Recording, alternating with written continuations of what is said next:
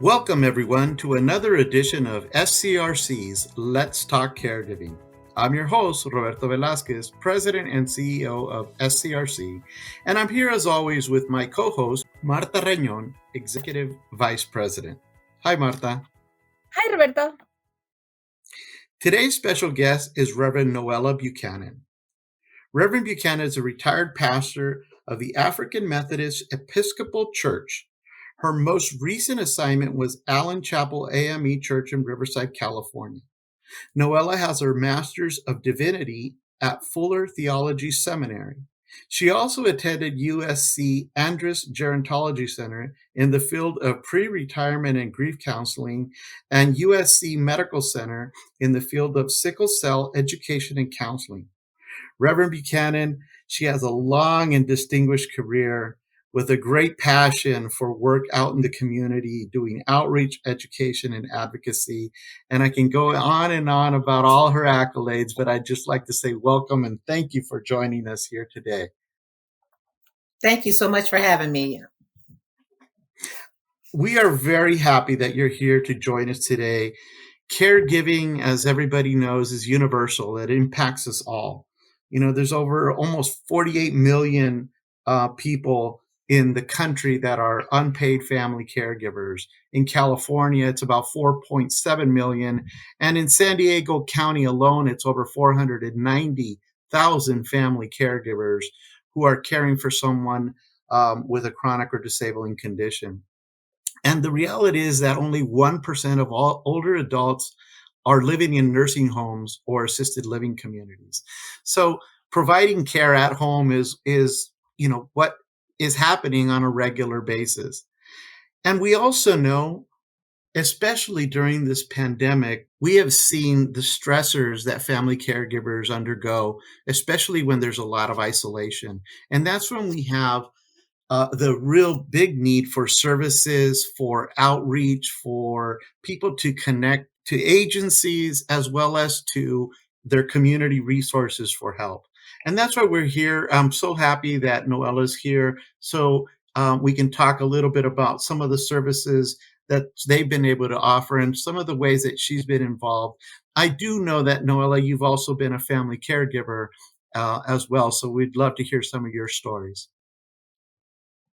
All right. Well, thank you so much. I was a family caregiver starting off with my sister-in-law. As I was attending Fuller Theological Seminary, it was in Pasadena, and I lived out here in the Inland Empire. And so I would stay with her for 1 or 2 nights a week while I was in school. And I noticed she was an opera singer, had sung in Europe and everything. And she was a very woman that was on top of everything. And then I began to notice small things that were happening. And it was very interesting when I tried to tell my husband's family. Everybody said, well, she's just a little older. And I was trying to say to them, no, I think it's something else. Now, at that time, I was not aware of the dementia. And I mean, I heard of dementia, but I had never met anyone with it. But to make a long story short, she did have Alzheimer's. And we had to take care of her for the next attended 15, 20 years. And the reason I say it goes on to almost 20 years is because when we were taking care of her at the beginning, I was working full time. I was in school. I was a pastor's wife at that time. It was before I had gone into the ministry. My hands were full, but we still had this dear, precious sister-in-law of mine that we had to take care of. Now, one of the things that you find is that families will not acknowledge the stress that they're under. For that reason, they may feel the stress, but they're not going to say anything about being under stress because, after all, it sounds as if you don't care for that. You don't care for that loved one. But after taking care of my sister-in-law as a pastor, I began to watch, and I could see where members of my church were beginning to have Alzheimer's. Once again, I tried to talk and speak with their families and let their families know ahead of time, I think something is wrong. But because typically when people get older, you think they forget a few things. and people will not acknowledge it. I think that's the hardest part of this, is that they will not acknowledge it. They will take care of, but they will not acknowledge that something more is going on. Therefore, getting the medical attention that they need to get, they don't get. And then the resources that are out there, they also will not receive because they're not aware of it. And so awareness is so vitally important. And so I've had a sister-in-law, I've had a mother-in-law, and I've had a sister and an aunt, all who have had Alzheimer's. And I, either myself or close family members, have been in that position of having to take care of them. In fact, I was thinking today, I don't think I know anyone that has not taken care of a loved one. Now, it could be my age, being up in the 70s, we're at that age and stage. All of my friends, if it's not us needing to be having care, it's someone that our loved ones, either it's our spouse. I know with my husband, the last 8 months of his life, it was total care, and taking he was a large man, and having to take care of him. And it was very difficult. It was very difficult. But you do it out of love, and you do it out of concern. And I think that's what unpaid family caregiving is all about. It's all out of love.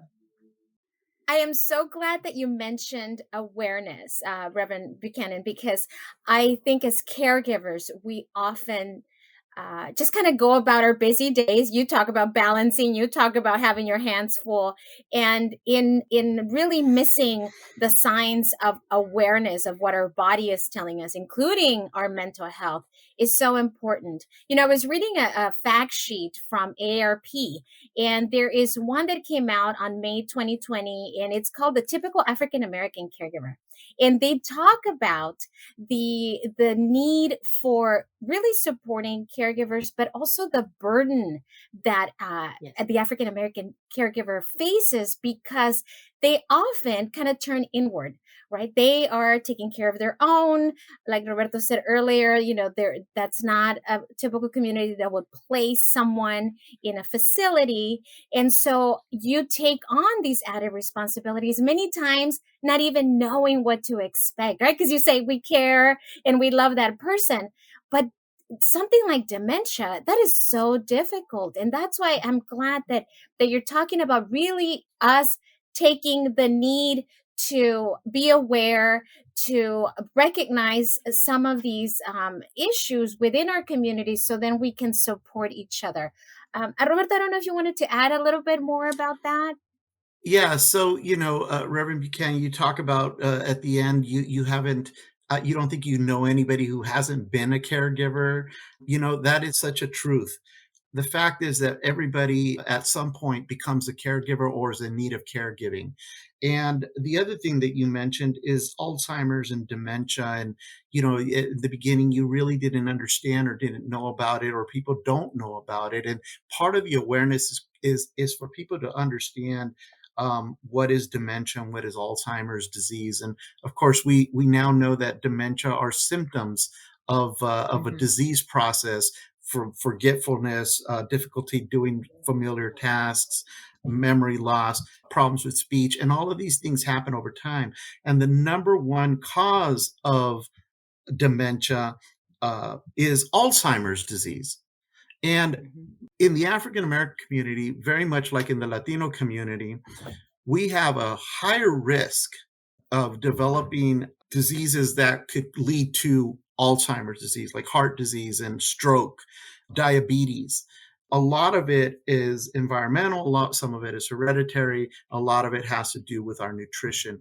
So we are seeing a greater risk in the African American community, as well as in the Latino or Hispanic community, for Alzheimer's disease. And that is why we need to very much be aware of what are some of the symptoms, and also to kind of really focus on our diets and our health and our mental health and our resting. And because we're all going to be caregivers. And I know that one of the very difficult things a caregiver has is to take care of themselves. That's one of the most difficult challenges, I think, of a caregiver, because we're so involved in the care. that we don't think about taking care of ourselves. You were working, you were a pastor's wife, you were doing all these extra work, going to school, and you were a caregiver. I'm sure you didn't, do a lot of yoga and other stuff going on. When I was taking care of my sister-in-law, my husband and I had a conference we had to attend. And so his cousin came by to take care of my sister-in-law because we didn't want to transport her someplace else. So she came. When she walked in the door, she looked at me and she said, "Noella, what's wrong?" And I said, "What are you talking about?" She said, she said, "You don't look good." Well, of course, my feelings were hurt because I thought I was really cute that day. and, she, and she said to my husband, she says, I can see it in her eyes. There's something going on. And after she had taken care of my sister-in-law for about the 4 days we were gone, she said to my husband, "You have to find somebody else. This is too much on your wife." She doesn't recognize it. She doesn't realize it. But this woman she was a relative that I saw every now and then. It wasn't even a personal one I saw all the time. But the moment she walked in, she just said, I could see it. And once she had taken care of that. So that acknowledgement, that acknowledgement. Now, now that we are working, and that is why I am now working with the CRC and with our Yay. churches. What we are trying to do is, because I have been through it and I did not recognize it. And it would have been nice to have some respite. It would have been nice. Well, of course, now, and see, okay, let me just say this. We have 3 areas that we deal with in every community. You have the rich, you have the middle class, and you have those who are financially challenged. Those who are financially challenged, they usually have a social worker or somebody that, they know more about it. Those who are rich, they probably really don't need it. It's the middle classes, those of us who had to go to work 8 hours every day and 40 hours a week. We feel that we own our homes or whatever, and we feel financially that we are not in need of anything, any support, and we feel that going out asking is indicating that somehow financially you're not financially able to take care of your responsibility. And the main thing we're trying to get individuals to know is that being part of such a wonderful group as your group, the Caregiver, is not charity. It's not charity. It's the opportunity. We pay taxes, and That's those right. taxes go to grants. And when the grant comes, programs come out. And so therefore we're trying to let them know that something is available to you. It is not welfare or anything else like that. It is something that you have paid for out of your taxes that allows a group like yours to receive grants and have programs. Very well said. And I think what we're talking about here is that whole village mentality, right? It does take a village. We do need to work together. Different organizations, different resources, different types of groups. You would never maybe imagine that we could be a very, successful grouping, because we are here to provide support to all family caregivers. But it really does take someone like your sister-in-law, your relative, to say, hey, have you connected to this resource? Because you could use some help. And it shouldn't, Yeah. I know that a lot of caregivers who are listening sometimes feel guilty. They don't want to Yes. admit that they cannot do it all. And that's who I'm talking to all the time. I'm talking to caregivers and trying to convince them it's okay to ask for help. It's okay to Yes. feel overburdened. It's okay to feel overwhelmed, because we're human. But where can we go for help? Where can we go for support? And I am so glad that you are here, to tell us about the work that you do and how we can together really bridge the gap for free services that we can provide to the community. Yeah, thank you. That's very important, and we're talking about services. And I know, Reverend Buchanan, you've talked about your work with Inland Caregiver Resource Center and Los Angeles Caregiver Resource Center out of USC, and we, of course, now with Southern Caregiver Resource Center, you're doing some work as well with some direct referrals, and we're trying to connect more with Bethel AME, I think it is here in San Diego. And it's really important, I think, for the families out there to know that wherever you live, in the state of California, there's a caregiver resource center that can help you. So, we cover San Diego County and Imperial County, but there's 11 caregiver resource centers, and all you got to do is to go to caregivercalifornia.org and click on it, and then you will find, by entering your zip code, what caregiver resource center is representing your area, and then you can get connected for services.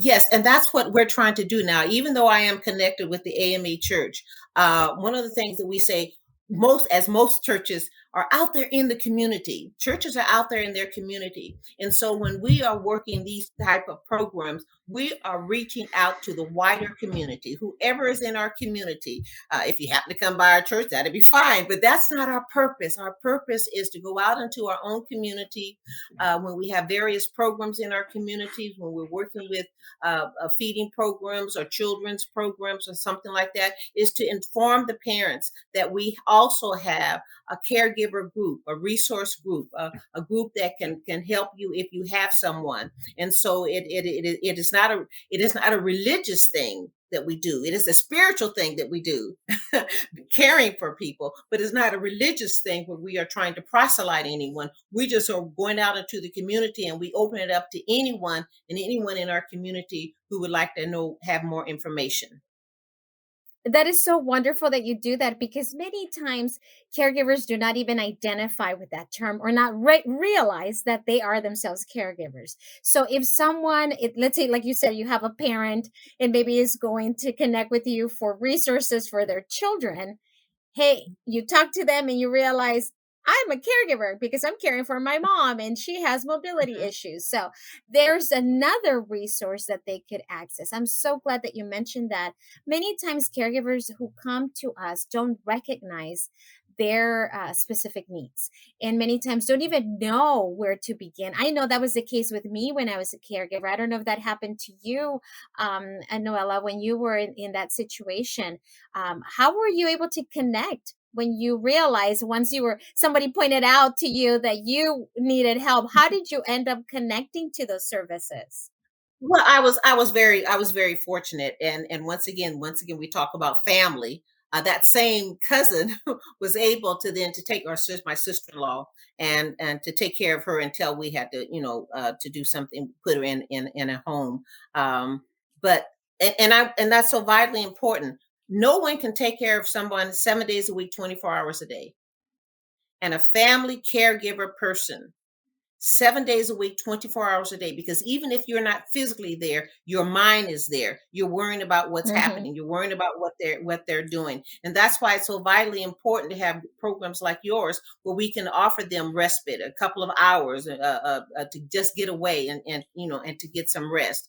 But word of mouth is vitally important. Word of mouth. And so once someone hears about it, and once I went through it, now anytime I talk to someone and they have a loved one that they're taking care of, the very first thing I do is tell them about your organization. Yes, that's really important, because one of the themes keep coming up today is, the denial, the not understanding the process, or being reluctant to get help. And that's one of the things that the caregiver resource centers, I know at Southern, we're very, our family consultants are so good at. They're experts at working with family caregivers. They're experts at understanding diseases across the board, especially Alzheimer's disease, because it is the most common form. In fact, about 80% of all our clientele are living with Alzheimer's disease. And so therefore we're experts in that area, and we have been since 1987 from Southern Caregiver Resource Center across the state since 1984. And the real important piece is talking to somebody that's a professional in that area. And so our family consultants are good about not only approving that respite or those respite hours that families might get, but they're also good at listening and helping that individual understand that they need to take a break. And if they don't, that they're the ones that are going to end up getting sick and not being able to take care of their loved one. So it's really important to take those breaks. It's really important to accept the help. And it's equally as important to have friends or people in the community like yourself, Reverend Buchanan, that tell them, look, I took advantage of it. And if I hadn't, I probably would not have been able to do the care that I was providing.